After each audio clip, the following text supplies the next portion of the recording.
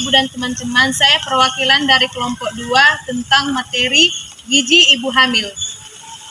Selamat pagi teman-teman, saya perwakilan dari kelompok 3. Di sini saya membahas tentang kebutuhan nutrisi pada ibu kurang gizi dan penyakit hiperemesis gravidarum. Selamat pagi Ibu dan teman-teman, nama saya Midisa Sarumaha, saya perwakilan dari kelompok 4. Di sini saya telah melakukan penyuluhan tentang gizi seimbang bagi bayi dan balita. Terima kasih. Pagi Ibu. Pagi Ibu. Nah Ibu, perkenalkan dulu ya Bu, nama saya di sini Ibu Midisa Sarumaha. Di mana pada pagi hari ini di sini saya akan melakukan penyuluhan tentang gizi seimbang bagi bayi dan balita. Ya Bu ya. Nah, yang pertama itu kita harus perlu kita ketahui bahwa gizi seimbang bagi bayi itu perlu diberikan ketika bayi mulai biasa makan makanan lain selain ASI atau makanan pendamping ASI, yaitu setelah bayi berusia 6 bulan. Jadi makanan yang diperkenalkan kepada bayi itu seperti nasi tim atau tim saring, yang dimana beragam pangan atau makanan disesuaikan dengan bahan makanan yang bisa dikonsumsi oleh bayi tersebut sesuai umurnya. Yang maksudnya di sini memang banyak sih, memang banyak beragam makanan, namun kita harus memilih makanan yang bergizi untuk bayi tersebut. Jadi di sini kita harus mengetahui bagaimana prinsip gizi seimbang bagi bayi. Jadi prinsip gizi seimbang bagi bayi itu kita bisa mendapatkan makanan tambahan atau pendamping ASI, yang dimana dihasilkan gizi kepada bayi itu pada saat ibu itu lagi mengandung ataupun dalam keadaan hamil. Jadi makanan tambahan sewaktu hamil ataupun pada saat menyusui itu sebaiknya harus dijaga, karena akan mempengaruhi nanti gizi untuk bayinya. Jadi dianjurkan untuk pemberian ASI ini kepada bayi 100 sampai 110 kalori. Kemudian kita harus juga mengetahui ya Ibu macam-macam makanan bagi bayi.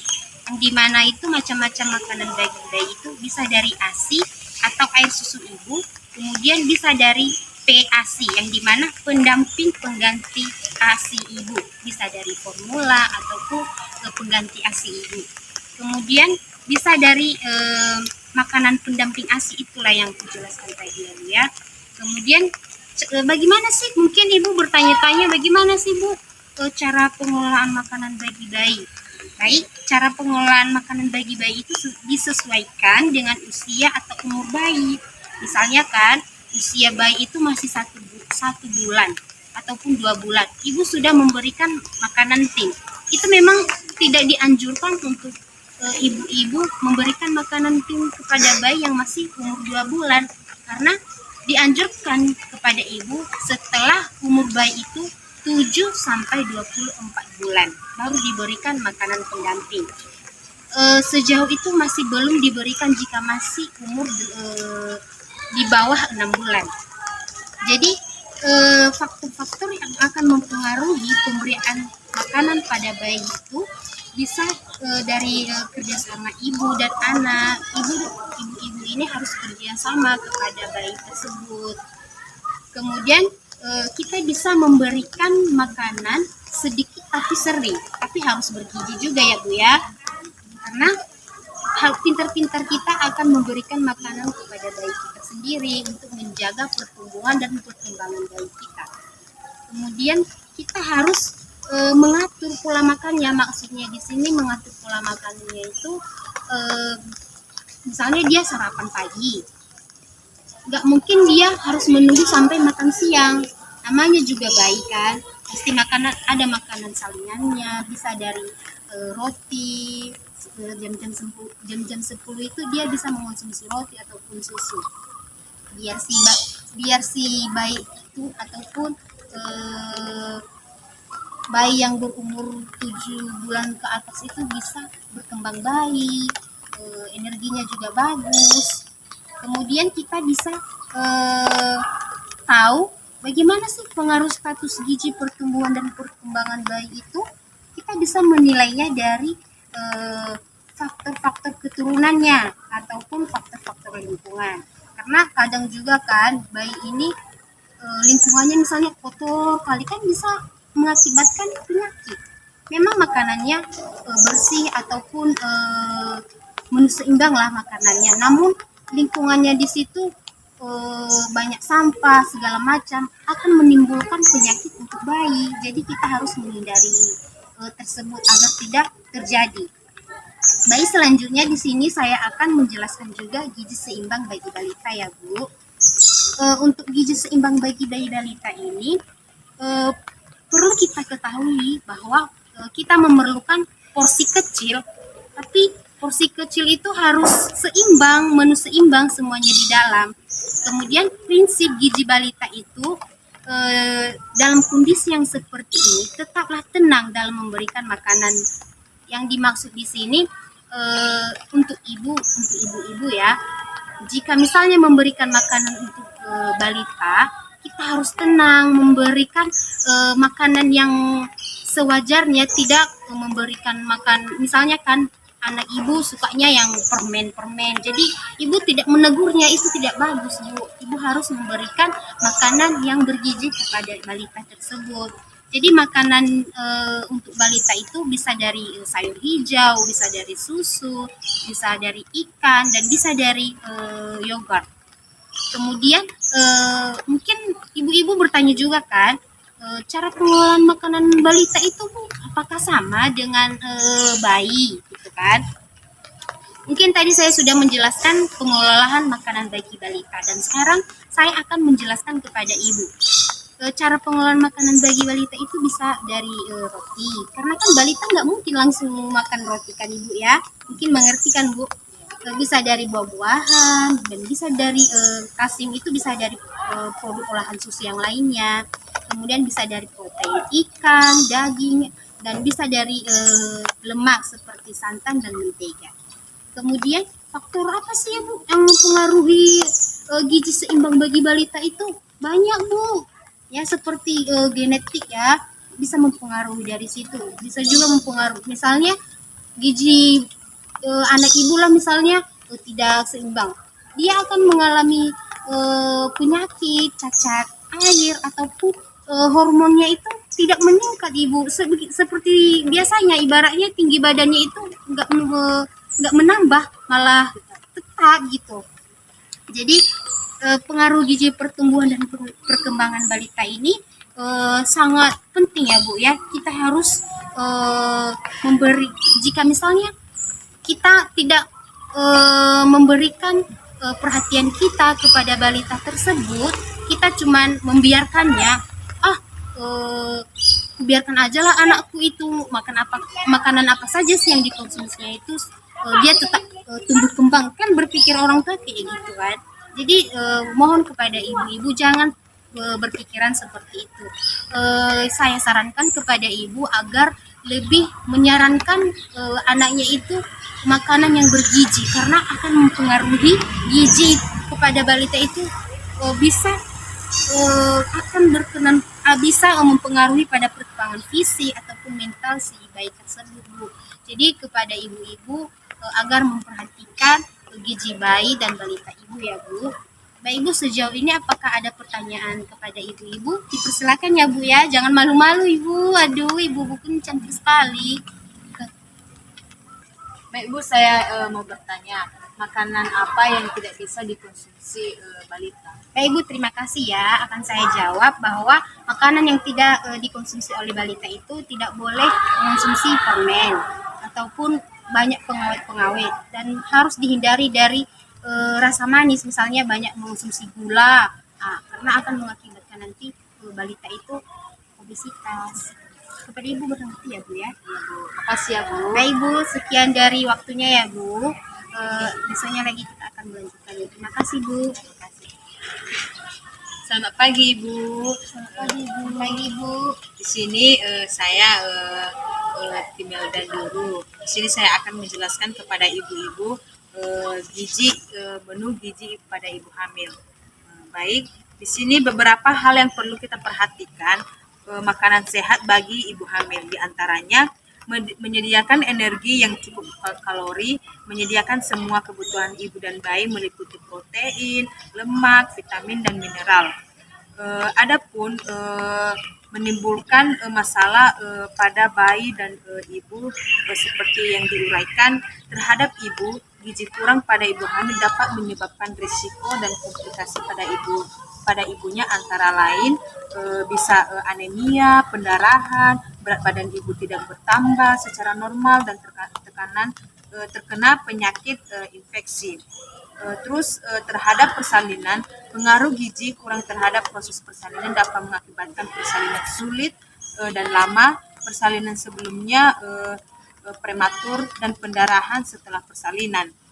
Dan terhadap janin, kekurangan gizi pada ibu hamil dapat dipengaruhi yaitu proses pertumbuhan janin dan dapat menimbulkan keguguran, abortus, bayi lahir mati, kematian neonatal, cacat bawaan, anemia pada bayi. Adapun menu makanan yang dikonsumsi pada ibu hamil, di pagi hari 1 piring nasi, 1 butir telur ceplok, terus 1 mangkok sayuran yang daun singkong, katuk atau yang lain-lainnya, terus 1 gelas susu. Begitu juga dengan di siang hari dan di malam hari. Terus ada juga di sini tertera gizi yang terpenuhi pada trimester pertama, trimester kedua, dan trimester ketiga. Ibu bisa nanti membaca di leaflet yang saya bagikan. Baik, kalau ada pertanyaan dari ibu-ibu, saya persilakan. Ibu. Jadi pertanyaan saya seperti ini, Bu. Apakah ibu hamil itu bisa mengonsumsi makanan yang berlemak? Baik ibu, ibu hamil bisa mengonsumsi makanan yang berlemak, tapi jangan sering-sering juga karena makanan yang berlemak itu bagus bagi pertumbuhan janin ibu, pertumbuhan dan perkembangan otak pada janin ibu. Apakah ibu mengerti? Baik ibu, sekianlah hasil penyuluhan saya. Kita akan melanjutkannya besok lagi. Terima kasih ibu. Terima kasih, Bu. Selamat pagi ibu-ibu semua. Selamat pagi, Bu. Perkenalkan, saya Enia. Di sini saya akan melakukan penyuluhan kepada ibu-ibu yang di sini. Bu, di sini saya akan menjelaskan kebutuhan nutrisi ibu hamil dengan keluhan kurang gizi dan hiperemesis gravidarum. Sebelumnya ibu-ibu sudah tahu apa itu kurang gizi? Tahu, Ibu. Berarti kalau hiperemesis gravidarum itu ibu sudah mengerti? Pernah dengar sih, Bu. Tapi di sini saya akan menjelaskan apa itu hiperemesis gravidarum. Hiperemesis gravidarum itu adalah mual muntah yang berlebihan pada wanita hamil yang sampai mengganggu aktivitas sehari-hari. Misalnya mual muntahnya itu lebih dari 50 kali dalam 1 hari itu, Ibu. Dan di sini ibu tersebut terasa lemas, tidak semangat lagi gitu. Lalu di sini kita akan membahas kebutuhan gizi ibu hamil dengan keluhan kurang gizi. Jadi kebutuhannya itu seperti karbohidrat. Contoh makanan yang bisa kita dapat dari makanan yang mengandung karbohidrat adalah beras, sereal, dan gandum. Ini sumber energi utamanya. Tapi masih banyak makanan yang bisa kita dapat dari makanan yang mengandung karbohidrat. Lalu protein. Komponen sel tubuh ibu dan janin sebagai besar terdiri dari protein.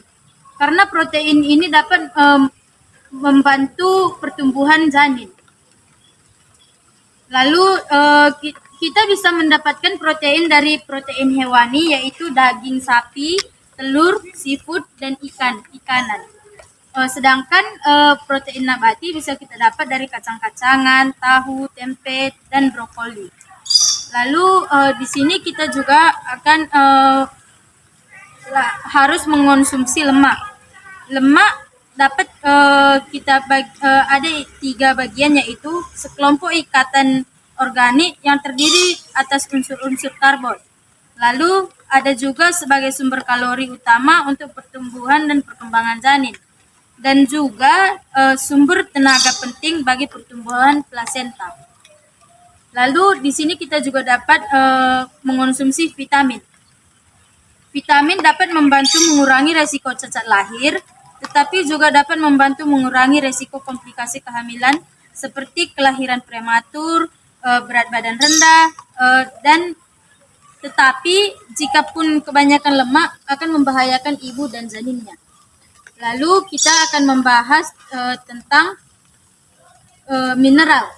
Mineral bisa kita dapat dari kalsium, zat besi, seng, dan asam folat, dan juga air.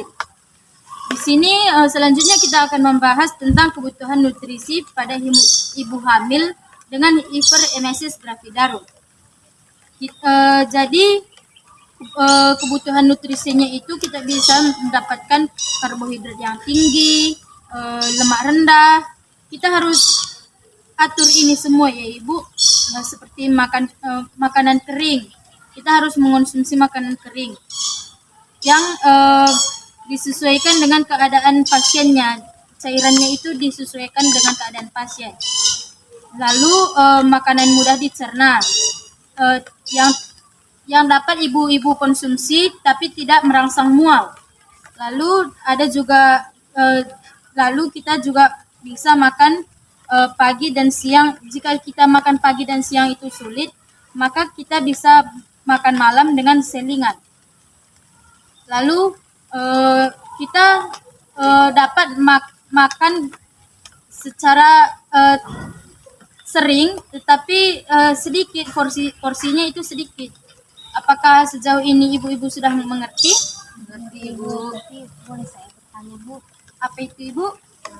ini bu tadi ibu bilang menjelaskannya tentang nanti. Jadi pertanyaan saya di sini, apa saja yang akan dimakan ibu hamil yang mengalami hiperemesis itu?